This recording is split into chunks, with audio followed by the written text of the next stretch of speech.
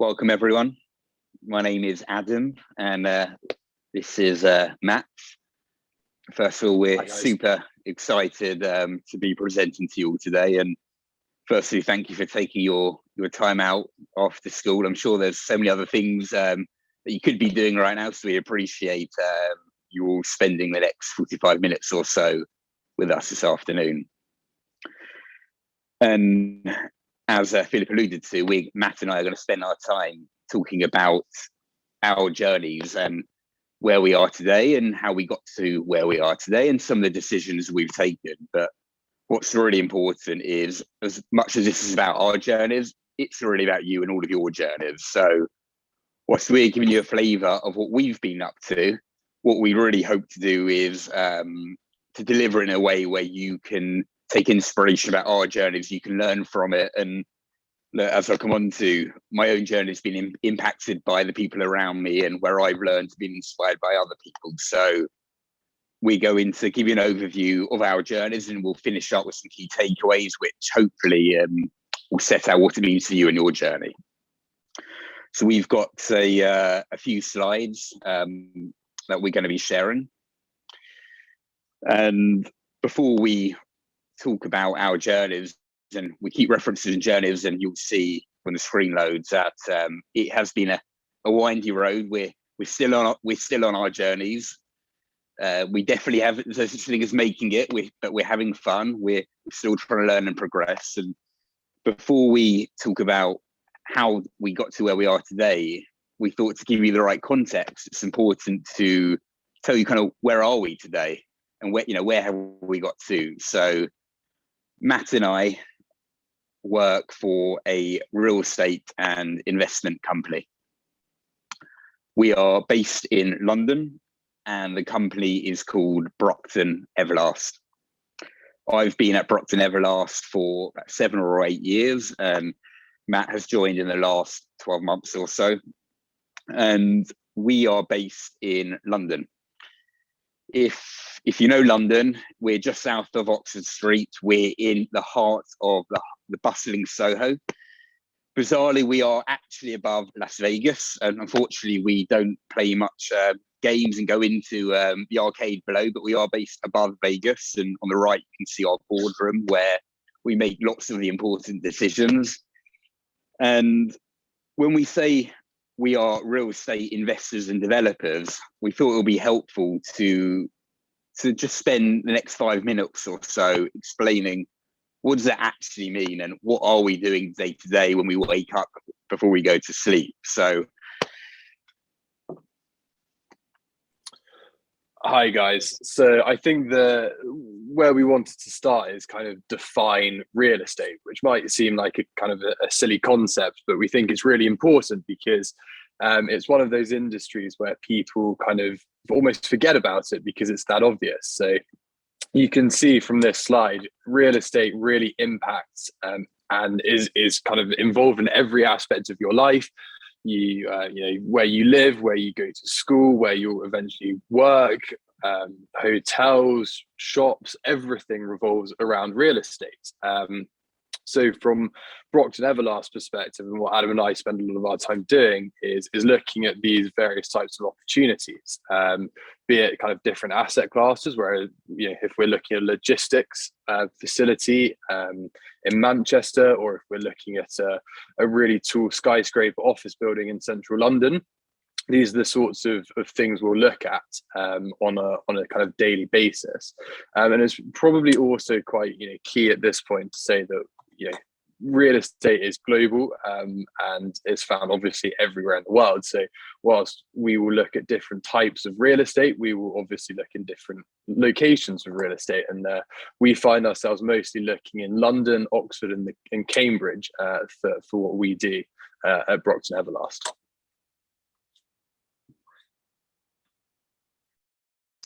Great, thank you, Matt. And that's absolutely right. And it really was part of my inspiration. Even the place we go to school, or if you go to the hospital, or where you go to shop, it's all real estate. So what does it mean to be an investor or a developer? What is our job? We've spoken about some of the buildings, that we look at and we work with, whether it's a hotel in France or an office building in London or houses in Liverpool. But what is it that we do? And we've tried to very briefly explain it in 6 simple steps. And this is really Matt and I's job day to day. And as complicated as it can get, it really is simple. So the first step is we go out and we raise money from investors. And whilst we would love to say that we had lots of money ourselves to go out and buy these buildings, unfortunately, Matt and I don't have the ability to do so. But our wider team does go out and we present to companies and to very wealthy families and people who does have the money, investors, and we try and convince them why Brockton and our business is capable and skilled enough where you should trust us with your money. So really the first step is asking people to trust us and to give them their money to invest into real estate. The second kind of step of the process for us is then looking out for ways and places to spend this money. So we'll be looking out for lots of different opportunities, as we've just spoken about all sorts of different types of real estate and all sorts of locations, and it's mine and Adam's job to kind of understand where the best opportunities may be, and make sure we're always in the market, so we always have an idea of what's going on and trends and kind of where we might want to invest our money.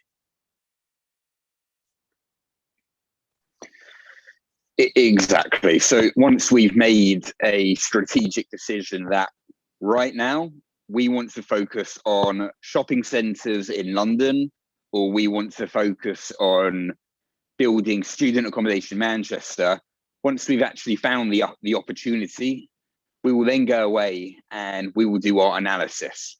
And that involves, when we talk about the numbers, building very clever financial models in Microsoft Excel and analysing the opportunity. And it's also thinking more strategically and holistically about the qualitative factors. So what is the supply and demand? What other factors is going to impact our investment? How do we feel about the particular street it's on? Are we near a train station? Are we near places where shops and restaurants for office workers to have their lunch break? So we spend lots of time analysing the opportunity, and in doing so, we will build a business plan, which means what are we going to do with the building over the next 5-6 years? And we will formulate that, and we will, in doing so, we will try and put a price, a value on that opportunity. So after all the analysis, Matt and I might say that building is worth £80 million, or it's worth £70 million, or actually it's not for us, it's too risky, it's just not good enough. So that's Matt and I's job day to day. But assuming that we come across an opportunity which we really, really like and we think we can buy at a good price through all of our analysis, we move on to step number 4 on this slide, which is the process of actually buying the assets. And this is really, really complex, and it involves us talking to lawyers and to other real estate professionals. So that would be kind of consultants, architects, all sorts of different other professionals in real estate. And this is where we need to make sure that, we understand exactly what we're buying. And when we buy the building, it's not going to fall down the next day, because that wouldn't be great for us. So, we get people to come in and measure the building and kind of make sure it's all correct, and that the actual bones of the building are okay. And then we, bid on the property, and we hope that we win that, and we go through the legal process to then take ownership of the assets, and then we'll move on to step number 5, which Adam will talk to. Step number 5, we, Brockton Everlast, have now become the owner of the particular building, and I referred to before a business plan, which is what do we actually want to do with the building apart from own it. And generally, we will have a grand plan. So that might be, we might want to demolish the building and build an even bigger building. Or we might take what we call an ugly duckling building, and we will spend some of our investors' money and we will refurbish it and we'll make it more beautiful and a better place where people want to live or sleep or work. Or it might be that a building is half empty and we will work hard and we will find new companies to come and lease space to run their business. So we will work very hard over the 4, 5, 6 years to deliver the business plan that we said we would do in stage number 3. So then we move on to phase number 6, which if we do our jobs correctly and everything goes to plan, we will make a profit off of our investment, which is the ultimate aim for us. Because going back to the first point, we've raised money from other people, and they need a return on that investment, and they've entrusted us to create that for them, and that's what we set out to do. So in step number 6, if we can execute our business plan, as Adam's spoken to, correctly, then we will make a profit on the deal. And then we will look to sell the assets, or find another way to keep increasing the income, or actively look after the asset in order to increase the profit we will make from that deal. I think that kind of sums up kind of how we go about our day-to-day jobs and the steps involved in that. Adam and I spend most of our time in steps 2, 3 and 4. That's where the bulk of our work is, and the wider Brockton Everlast team kind of help fill in the gaps in stages 1, 5 and 6. So that's kind of where we spend the majority of our time. But something which is really important to consider, aside from just making money, is the kind of other aspects of real estate. And a big thing for us at Brockton Everlast is building a better, greener future. So around a third of global CO2 emissions come from real estate, whether it being the running of an existing building, or the construction industry creating new buildings. And for us, we're both really passionate as individuals and as a company for creating really green, sustainable real estate, for the betterment of the planet, our environment, and the kind of the future world for which we'll all live in. So it's something we take really seriously. So if we look to develop a bit of real estate, we will do it and make it as carbon neutral as possible. And we're looking at all sorts of environmental, social and governance, which is ESG, which is a really big hot topic at the moment. We're looking to kind of push forward those trends, and really make the buildings we're developing, make them as sustainable and as good for the environment as possible. And that's something we're spending a lot of our time on at the moment, making sure we can do that. Exactly. In short, we are playing our very small part in making the world more sustainable. And if we move on in the presentation, we've spoken about where we are today and about what we do for our job, but one of the things I really love about my job, it is just so varied. It involves financial analysis. It might involve being creative and designing buildings, and it might involve working with our marketing team to create brands for businesses. It's so varied what we do, and it's not just about making money. It's about making better places for people to work, to shop, to eat, and making a better and greener planet at the same time. So before we move on to Matt and I's journeys and how we got to Brockton Everlast, we've spoken quite in the abstract about what it means to be a real estate investor and a real estate developer.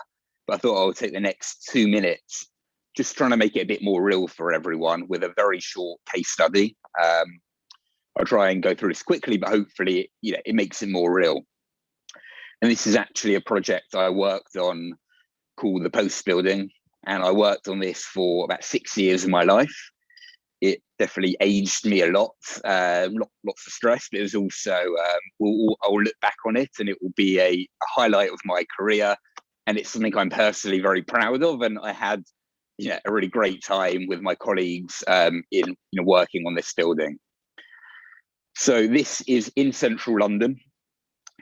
If you know Oxford Street, it is on the eastern side of Oxford Street near Tottenham Court Road Station, and in the red circle, it's on that triangular site, and it's a 1 acre block.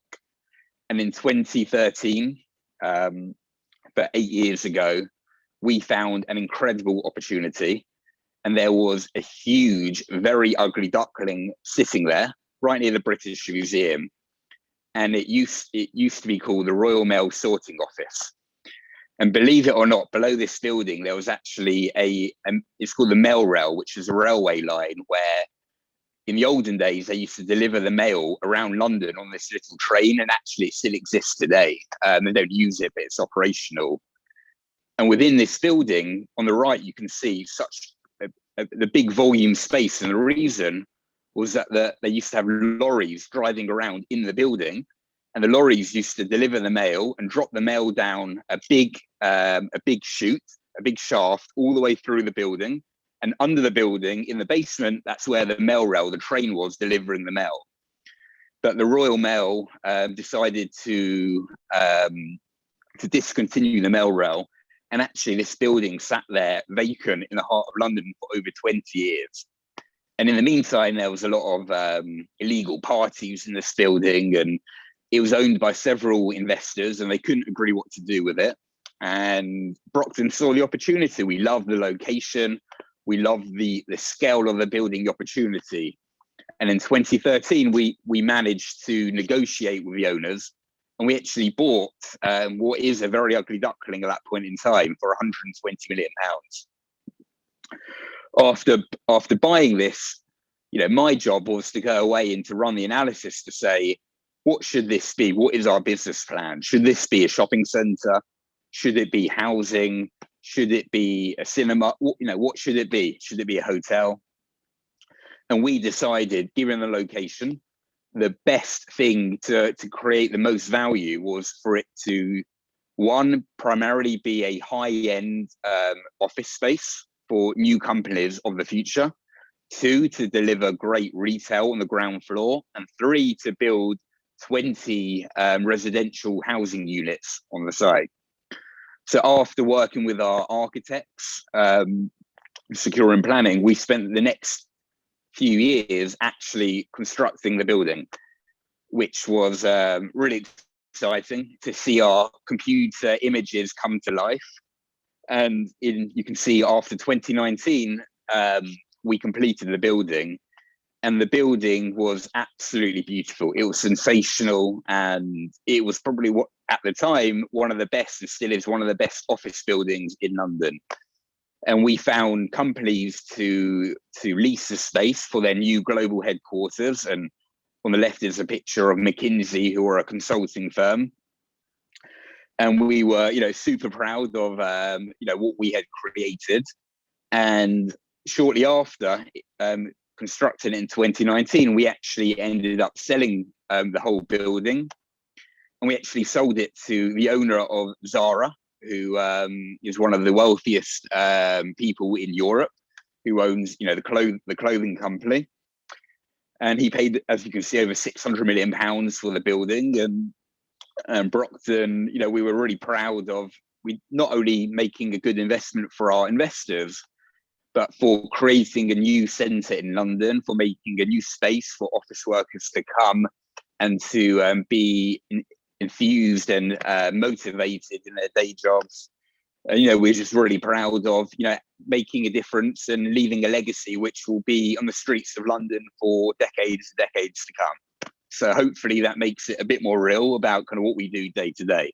And that's just one example. It could be building a hotel in Spain. It could be many things, but hopefully it's given you an overview of kind of where we are today and what we do for our jobs.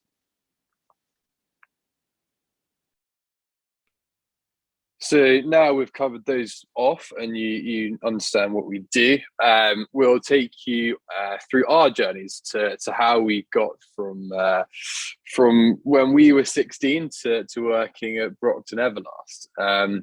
We'll show you the gaps as to how we got here today, and we would explain the decisions we made and why we made those decisions.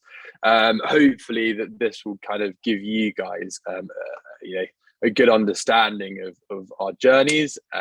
So to start off, when I was 16, I was absolutely dead set on becoming a pilot, and the idea of flying around the world and seeing all sorts of exotic places was one which I really wanted to do, and I wanted to be a pilot for a long time. And so decided to go off to university. There you go. That's a pretty good view for an office. So in my pursuit to become a pilot, I decided to go and study geography at Newcastle University, mostly given my love of kind of the world and kind of different geographic features. It all kind of ties into becoming a pilot. So I thought that would be a good idea.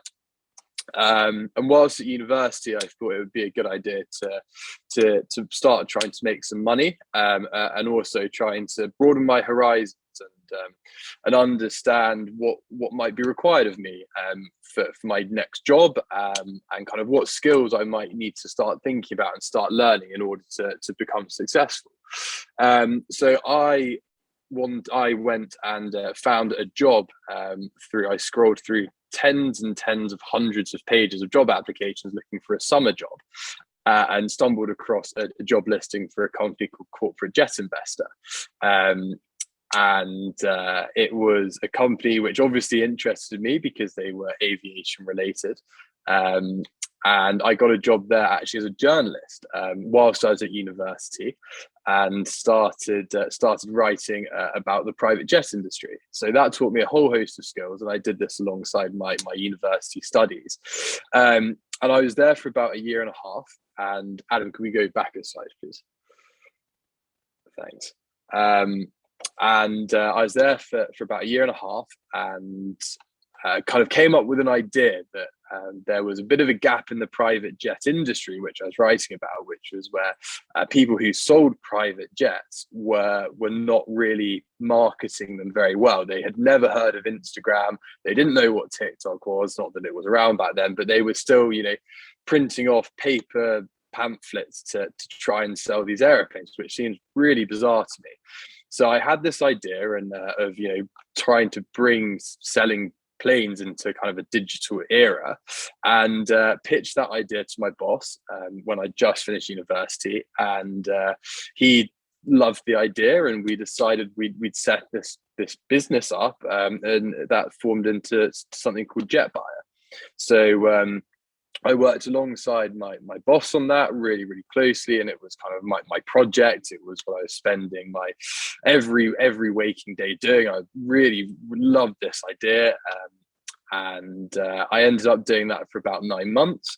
And then my journey and my path completely changed. I thought I was going to be doing that forever, or carry on to become a pilot, but I was very fortunate to during my time at JetBuyer to visit California, and I was given a tour of Silicon Valley, which is, as I'm sure some of you will know, is the home to a lot of the world's biggest companies. As you can see on this map, you've got Google there, Facebook, Tesla, Apple, and I was given a tour around this entire area, and was really, really lucky to actually be able to visit the Facebook headquarters, which is the building you can see on the left-hand side. And the person who was giving me the tour worked in real estate, and understanding what was going on in this area from their perspective, and kind of getting their insight into an industry which I'd never really thought about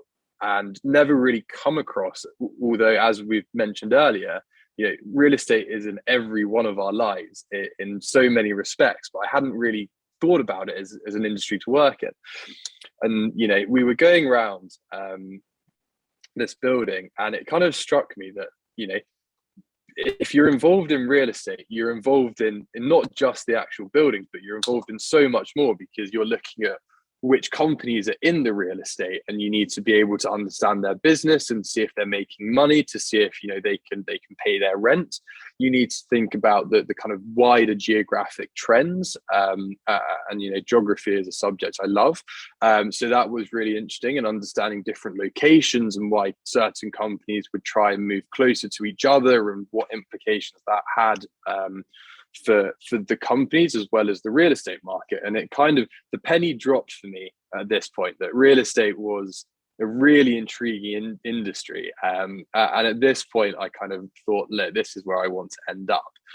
Mostly because real estate is just everywhere. And it's fascinating to see how it implicates everyone's lives. And as Adam and I touched on with the great example of post building, we mostly focus on offices, but throughout the entire real estate industry, you'll have people who will specialize just in buying land on the hope that just the dirt will go up in value. You'll have people specializing in making building houses. There's so many different nuances, but I guess the overriding message is real estate is everywhere. It's global, and it impacts every part of our life. And that's what drew me to the industry. So I thought, I need to get a job in real estate. So I used all the money I'd saved up from working in the corporate jet investor and a jet buyer to go put myself through the real estate master's course at Henley Business School, which was a year-long course, and it was a bit of a crash course, and learned so much about the real estate industry, and we focused on a lot of different areas. Valuation, how do you value a bit of real estate, to how the wider economic trends, what happens to a bit of real estate in 10 years, how should you look at that and think about how prices might change, how the supply and demand might change for real estate. So it was a really invaluable course, and it was also a good stepping stone for someone with no real estate experience, and to be able to apply for all of these different companies. I'm sure a couple of these names will kind of stand out to you, and I'm sure you've seen a couple of these before, but this is not even every one of the companies I applied to, but a good selection of them. And I was feeling pretty good. I was doing my master's degree, and applying to all these great companies. And of all of these companies, if we go to the next slide, that is the number of job interviews I got from all of those companies. I got one job interview, not even just to get the job, just to go and interview for the job.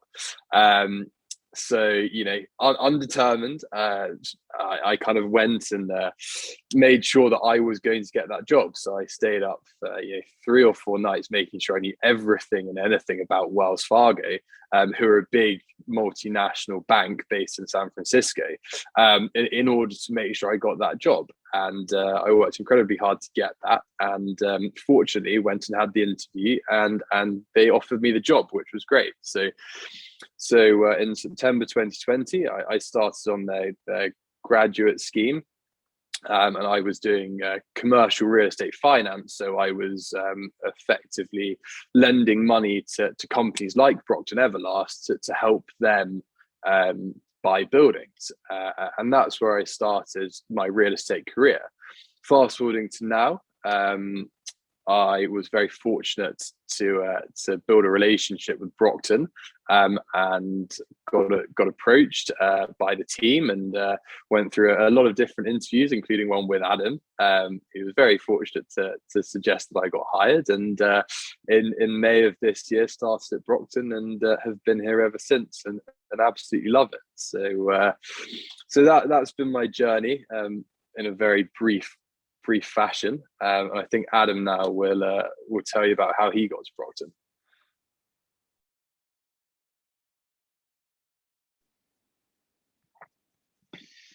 Great, thank you, Matt.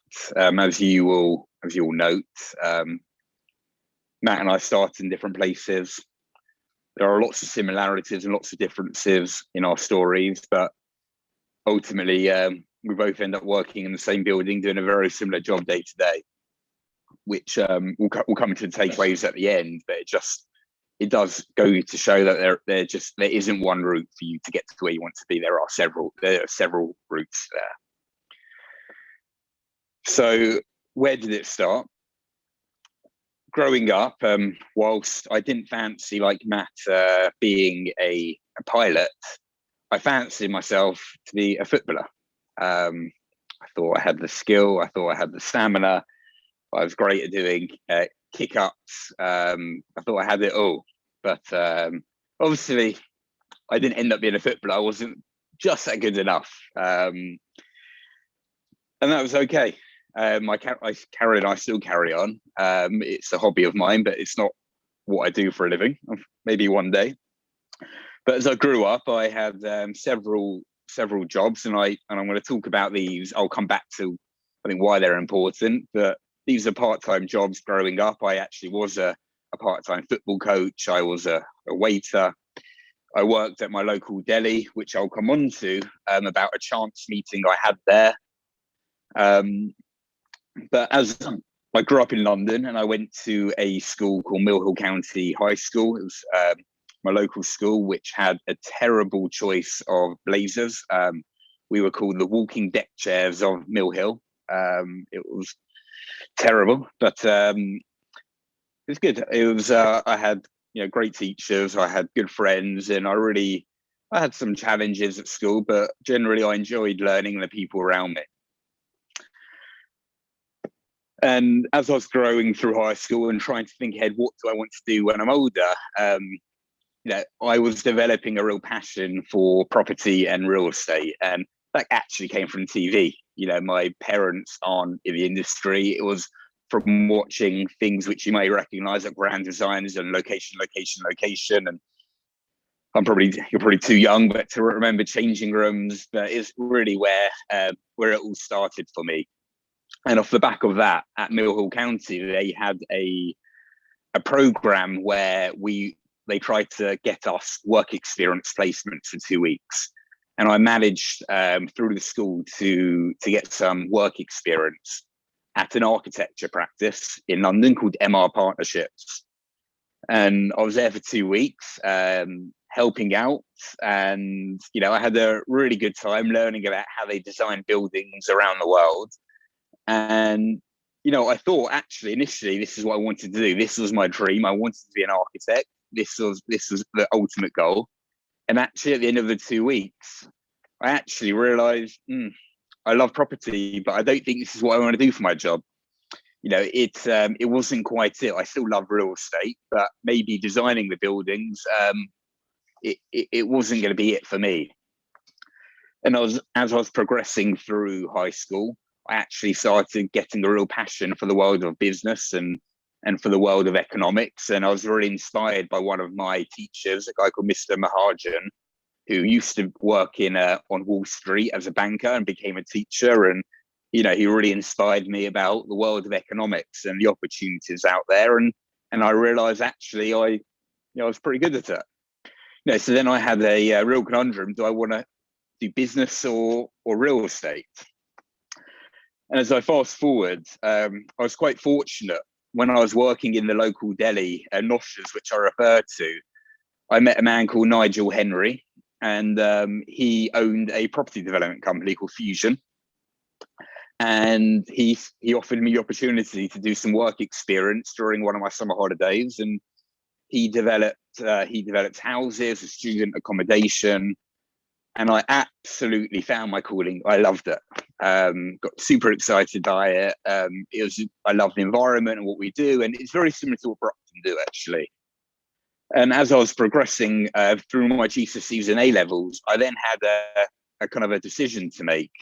Do I stay working at Fusion, who offered me a job, or do I go to university? And eventually I decided that the right thing to do is to go to university. I had, despite missing the grades I needed for my program, I was very fortunate. I still got offered an opportunity to go to the University of Birmingham, where I had a few friends going. And I initially started studying a program called Money, Banking and Finance. And 6 months in, I actually realized that I wasn't enjoying the course, and I was struggling with the course, and I didn't really see how I was going to do another 2 years of this. And I managed to change programs to accounting and finance, and luckily I did, because I enjoyed it, and it's where I made my calling. And despite making the wrong choice initially about the program, I figured a way through it, and I found a program that I did like. It wasn't too late.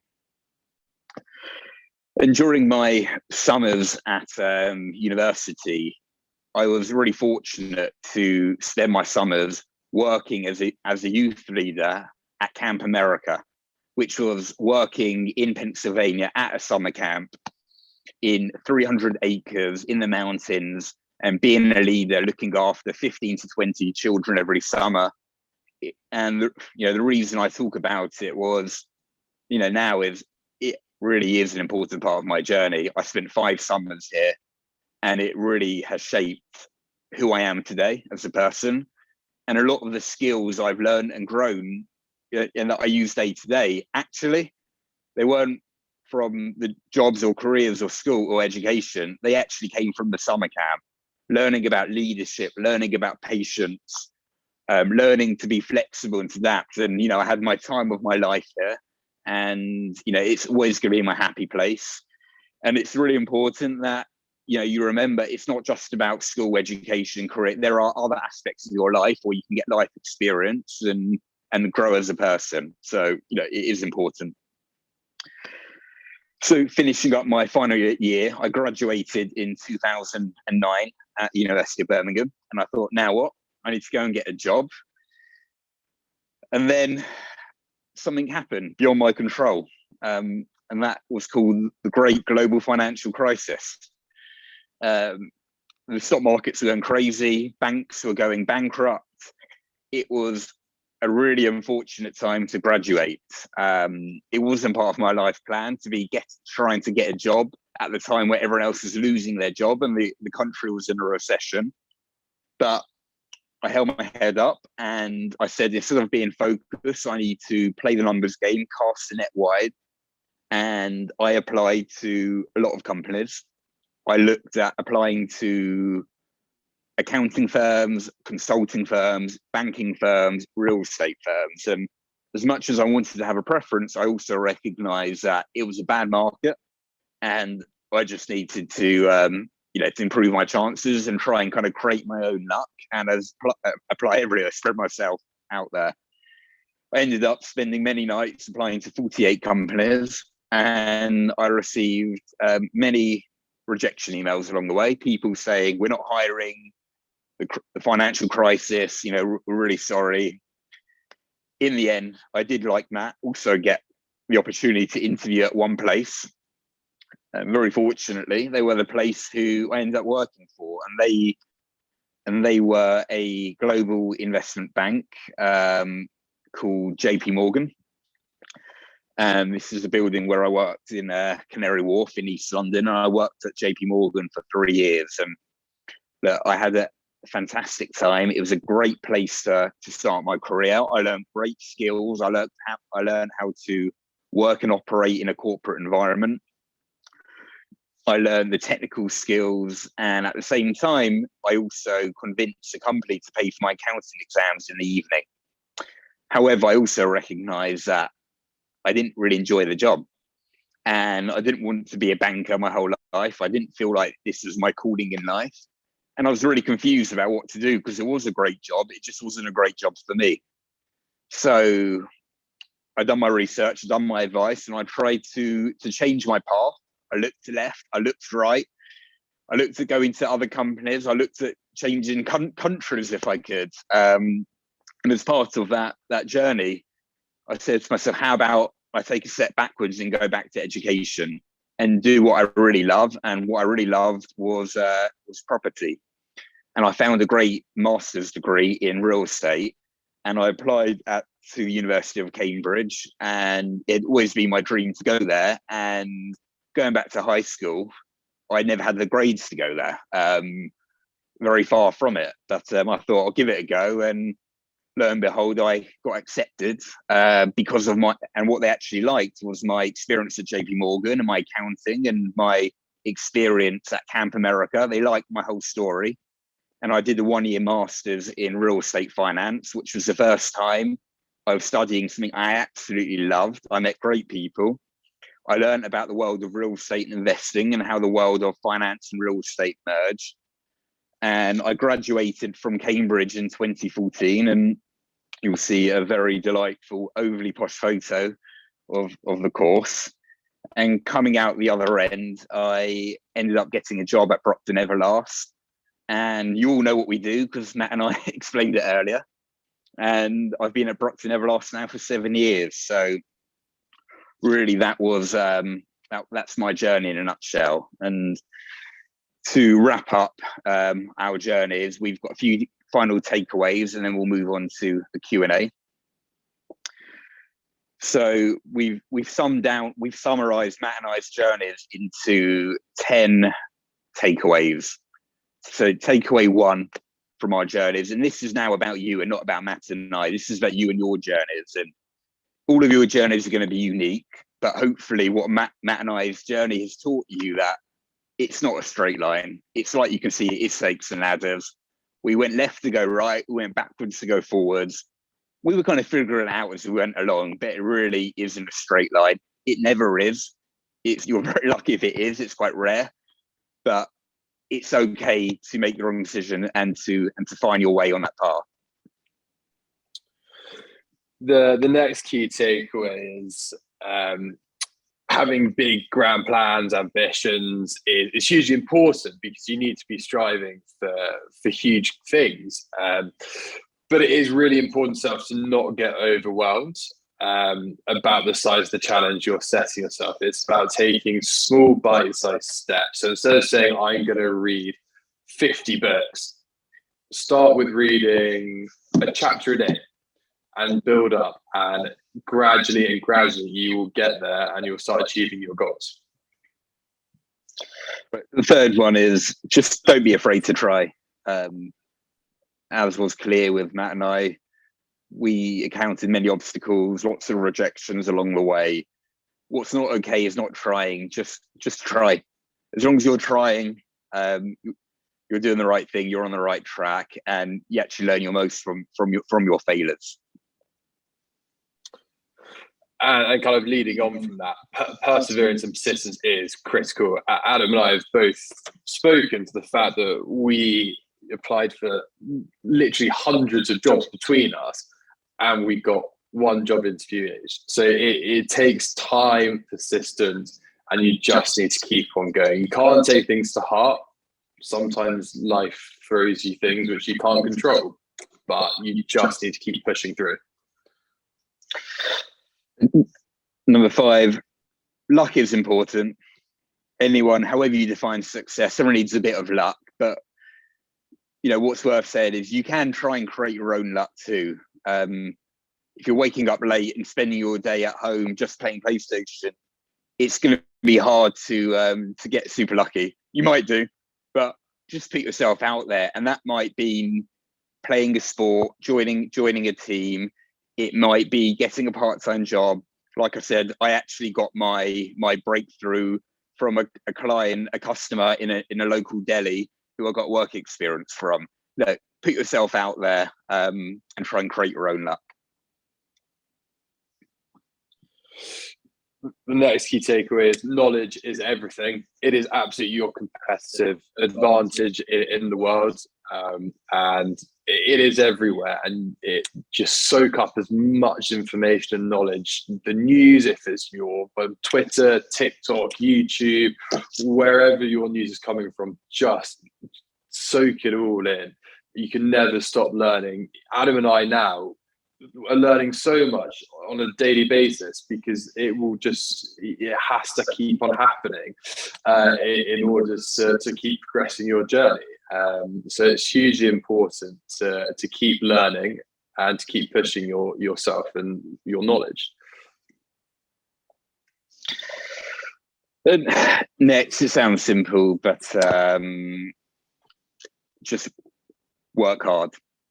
And whatever that means, whatever you want to do, whatever your journey is, whatever direction you want to take, whether that's real estate, whether it's accounting, whether it's drama, whether it's music. You need to work hard if you want to be good at what you do. And we are competing on a global stage now. That's the way the world is going. And there will be people that will work hard. So if you want to compete, it's a prerequisite. You do need to work hard. But remember, it's not mutually exclusive. With good time management, you can have fun too. It's not one or the other. This is, I think, personally, the most pertinent takeaway is you can make anything an opportunity. You just need to look at it the right way. It is absolutely a mindset, as Adam said, going and working, provide the opportunity for more work experience. And so it's about the, being cognizant and being aware of anything and just looking at it the right way and trying to get as much out of that as possible. And it's okay to not know what you want to do. It's completely okay to change your mind. Life really is that trial and error. However old you are, people are still making up as they go along. Try something. If you don't like it, try something new. It is okay to not know what you want to do, but it's not okay to do nothing. Just keep trying, but don't put pressure on yourself that you don't know what you want to do. Just try something. And to wrap up, life is all about the journey, not the destination. The destination will always just be a little bit further away. You need to enjoy your process to get there. So we've spoken to you now for half an hour, 40 minutes or so about work, and whilst it's hugely important in order to view your work as a huge part of your life, it is also important to have fun and kind of keep things in perspective. And I think that about wraps up our presentation. So I think Philip, we're now heading on to the Q&A.